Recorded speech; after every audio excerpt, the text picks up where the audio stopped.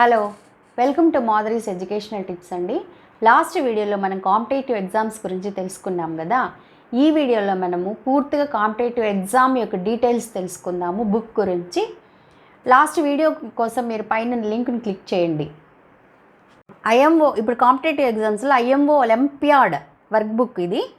ఇందులో SOF international mathematics olympiad అనే వాళ్ళు ఎగ్జామ్ కండక్ట్ చేస్తారండి. ఇది థర్డ్ క్లాస్ వర్క్ బుక్ అనమాట. ఇలా క్లాస్ 1 నుంచి క్లాస్ 12 వరకు ఉంటాయి.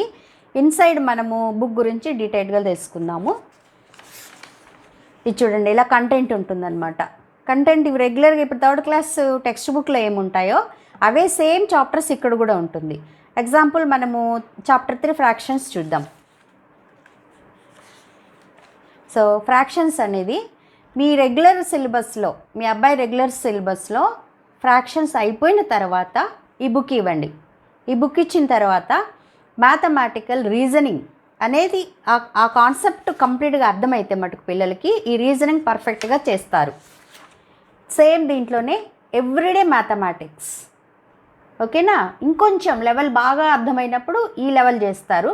100% ఫ్రాక్షన్స్ అనే చాప్టరు పిల్లలకు అర్థమైతే ఈ అచీవర్ సెక్షన్ అనే పాయింట్ కంప్లీట్గా చేసేస్తారనమాట. సో దాని గురించి ఇంకా ఆ ఫ్రాక్షన్స్ అనే చాప్టర్ థర్డ్ క్లాస్లో కంప్లీట్గా పిల్లలకు అర్థమైందని అర్థం లేదు.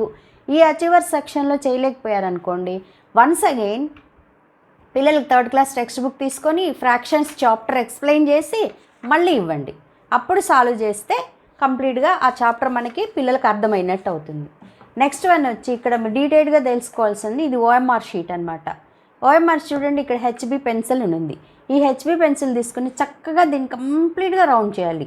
నా అనుభవం ప్రకారం పిల్లలు ఆన్సర్ కరెక్ట్గా తెలిసి దీన్ని కంప్లీట్గా రౌండ్ చేయలేకపోవడం వలన స్కాన్ అవ్వదు. స్కాన్ అవ్వకపోతే మార్క్స్ లూజ్ అయిపోతారు. సో అది కూడా వాళ్ళకి ప్రాక్టీస్ అయినట్టు అవుతుంది. ఈచ్ అండ్ ఎవ్రీ చాప్టర్ వెనకాల ఇలా OMR షీట్స్ ఉంటాయి. సో ఈ ఆన్సర్స్ కూడా టెక్స్ట్ బుక్ బ్యాక్ సైడు కంప్లీట్గా చూడండి, హింట్స్ అండ్ ఎక్స్ప్లెనేషన్. సో ఆ క్వశ్చన్ ఎలా వచ్చింది ఏంటి, హింట్స్ అండ్ ఎక్స్ప్లెనేషన్తో పాటు ఆన్సర్స్ కూడా ఇస్తారు. సో ఈ బుక్ గురించి డీటెయిల్గా మనకు తెలిసింది కదా. సేమ్ ఐఈఓ అంటే అనుకున్నాం కదా, English olympiad work book class 4 అనమాట ఇది. సో SOF ఇంటర్నేషనల్ ఉంటుంది. సేమ్ ఇదే ప్యాటర్న్లో మ్యాథ్స్ ప్యాటర్న్లోని ఇది కూడా ఉంటుంది. చూడండి, చాప్టర్ 2 సినోనిమ్స్ గురించి. సినోనిమ్స్ అనేది ఆ కాన్సెప్ట్ అనేది పిల్లలకు అర్థమైతే ఇవన్నీ క్లియర్గా చేసేస్తారు. దీంట్లో కూడా సేమ్ చూడండి, అచీవర్ సెక్షన్. ఈ achiever section is very very important. ఇది అంటే ఆ సినోనిమ్స్ అనే కాన్సెప్ట్ క్లియర్గా పిల్లలకు అర్థమవుతే ఇది చేసేస్తారు. సేమ్ ఇది కూడా అంతే, OMR షీట్ ఉంటుంది. బ్యాక్ సైడ్ వచ్చి ఈ ఆన్సర్స్ ఉంటాయన్నమాట. ఇది అర్థమైంది కదా. నెక్స్ట్ వన్ వచ్చి సేమ్ ఇది కూడా అంటే IGKO ఇంటర్నేషనల్ జనరల్ నాలెడ్జ్కి సంబంధించి. సేమ్ ఇది కూడా అంతే, plants and animals. Same OMR sheet ఉంటుంది.